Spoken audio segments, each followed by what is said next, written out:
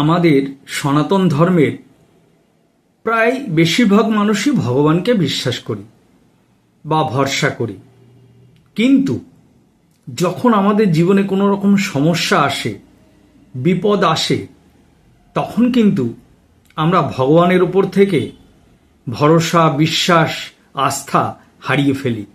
এমনকি নিজের উপর থেকেও কিন্তু আস্থা হারিয়ে ফেলি, বিশ্বাস হারিয়ে ফেলি এবং হতাশ হয়ে টেনশনে কি করব চিন্তাই করতে পারি না এবং আমরা সব সময় কেমন যেন হয়ে যাই।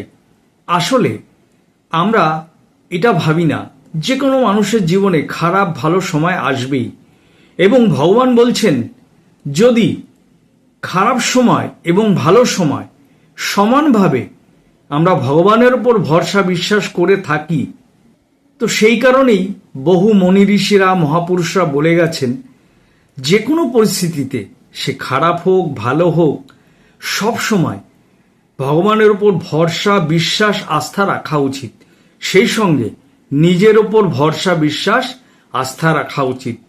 কারণ আপনি যদি ভয় পেয়ে যান তাহলে কিন্তু আপনি আপনার নিজেকে আর সামলাতে পারবেন না।